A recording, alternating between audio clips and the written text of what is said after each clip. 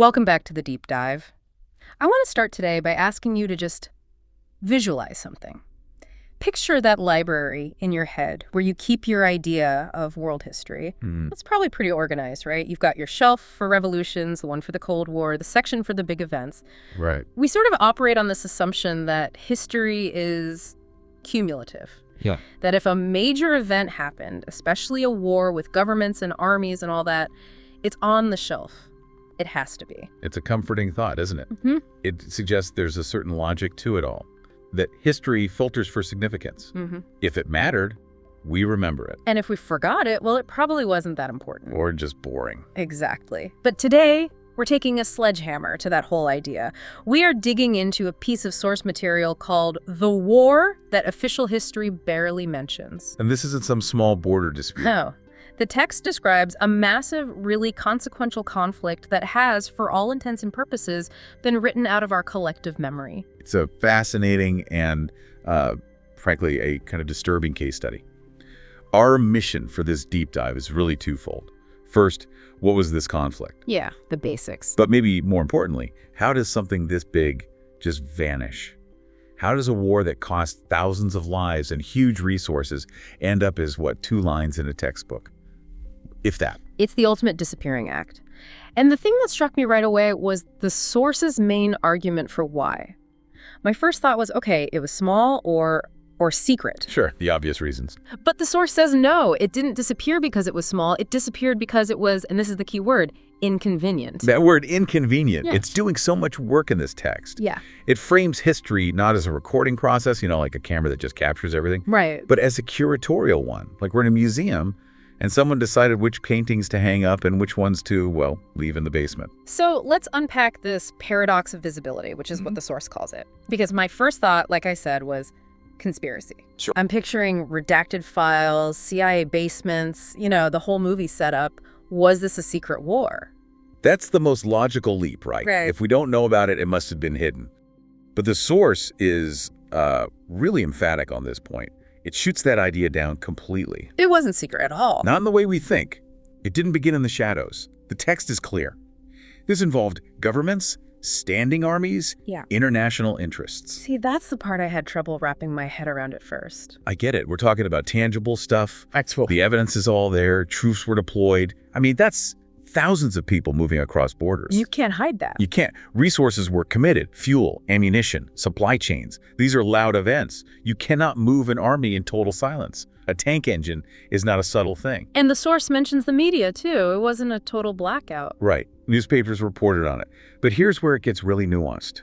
The source says they reported on it briefly, and officials acknowledged it cautiously. Acknowledge cautiously. That's such a weird vibe for a war. It is. It's like the elephant in the room that everyone sees. But you've all agreed to only look at it out of the corner of your eye.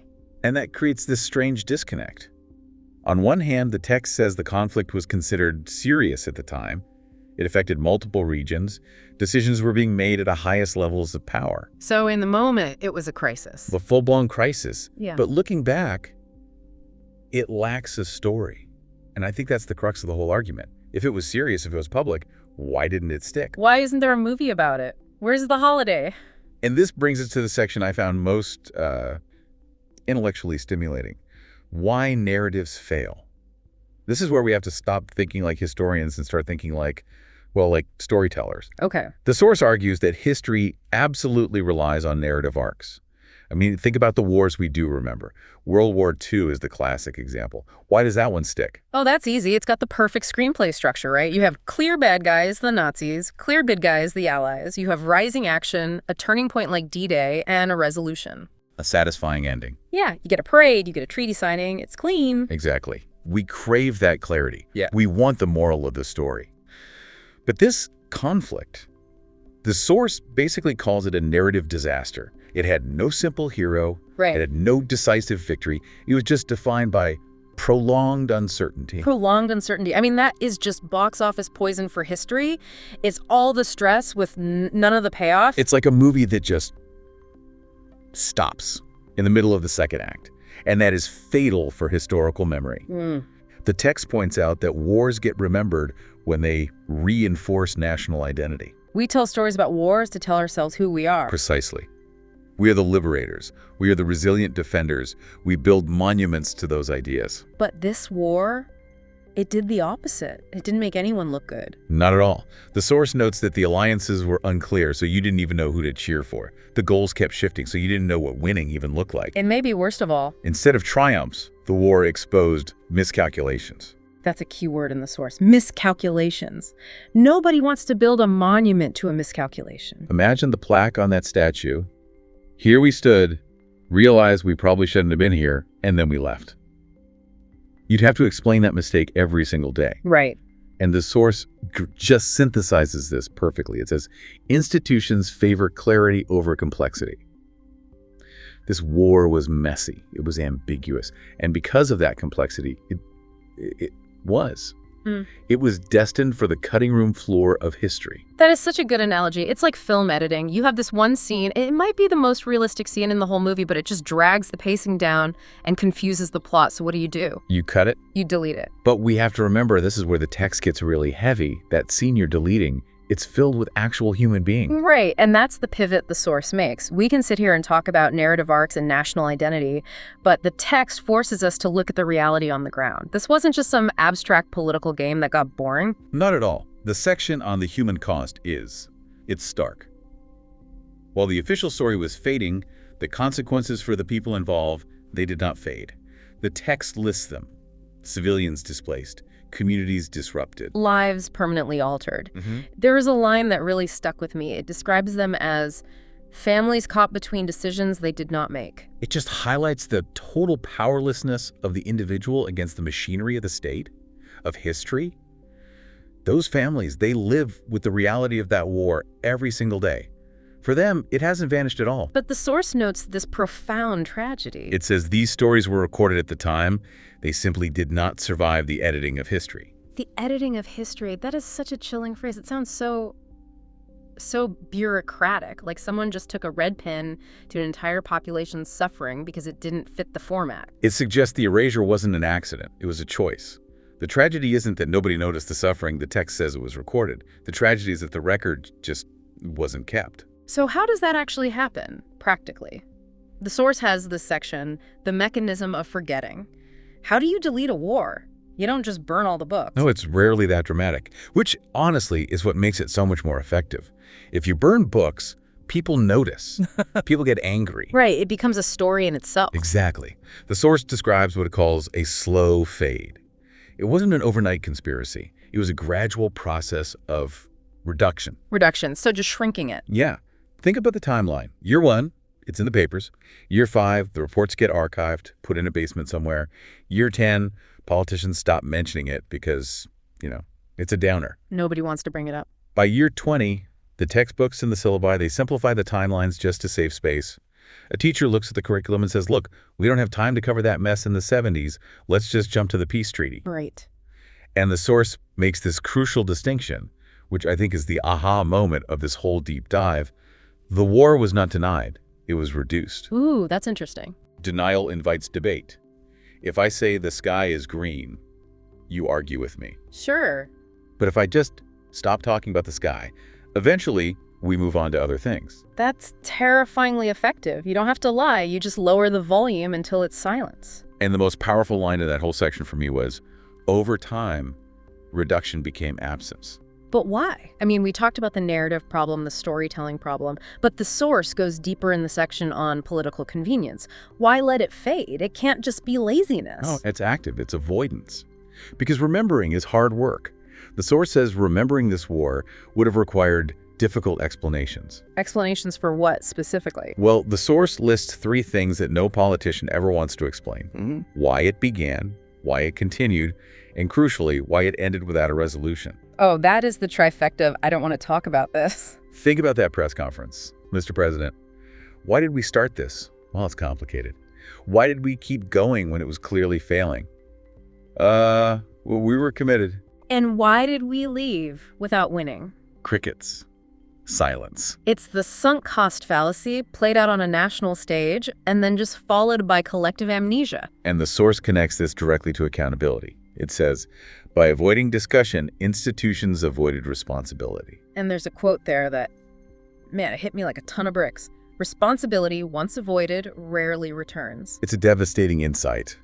We like to think that truth will out, that eventually history will correct itself and will reckon with our past. Yeah.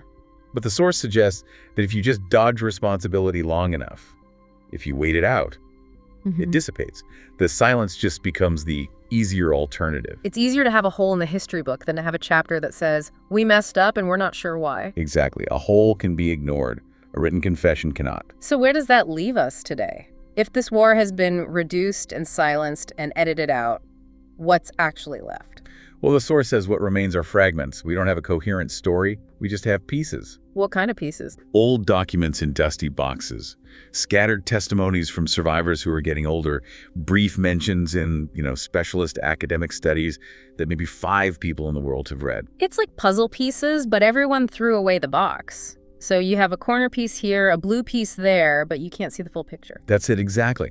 And the source notes that these fragments are enough to confirm the war happened. We can prove it. We can prove the tanks moved. But they are not enough to explain why it vanished from collective memory.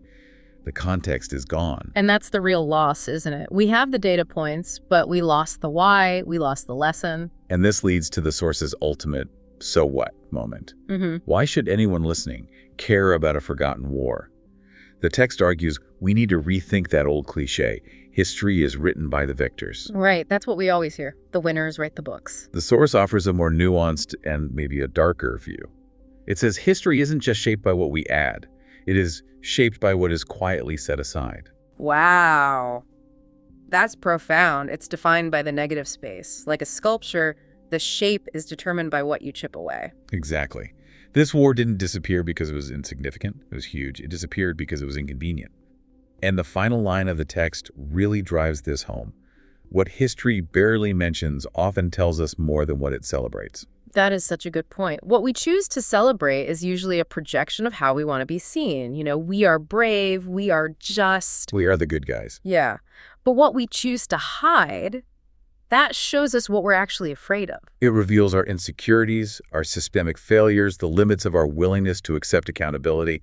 The stuff we hide is the stuff that threatens our self-image. It's like looking at someone's perfect Instagram feed versus looking in their deleted photos folder. The deleted folder is where the real truth is. That's a very modern way to put it, but it's completely accurate. Official history is the curated feed. This inconvenient war is the reality that didn't make the cut because the lighting was bad and everyone looked confused. So let's just recap this journey for a second. We started with a source describing a major international conflict. Armies, high-level decisions, resources, death. A real serious thing. But because it lacked a hero, lacked a clear victory, and was just messy and complex, it didn't fit the story we wanted to tell. It didn't reinforce the national identity. Exactly. So through this process of reduction, not denial, a slow fade of silence over decades, it was just pushed to the margins. To the archives, the footnotes, and then just silence. All driven by political convenience. It was just easier to forget than to explain. And now all we have are fragments.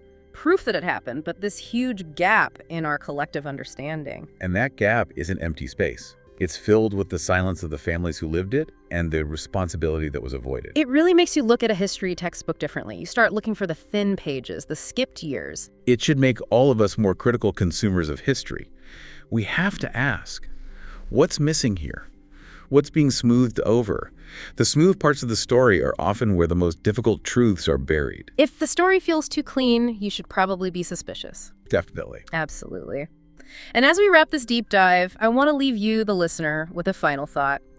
We've been talking about the past, about a war that has already been forgotten, but history is being written right now, in real time. That's the crucial connection. The ink is still wet on today's history.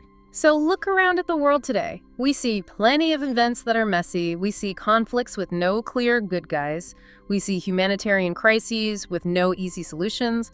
Events that make us feel uncomfortable, not proud. Events that don't fit that hero narrative. Exactly. So here's the question. Which of the major events happening right now, the things dominating the headlines today, might be the inconvenient wars of the future? Which of these messy, complex realities are we going to slowly, quietly set aside?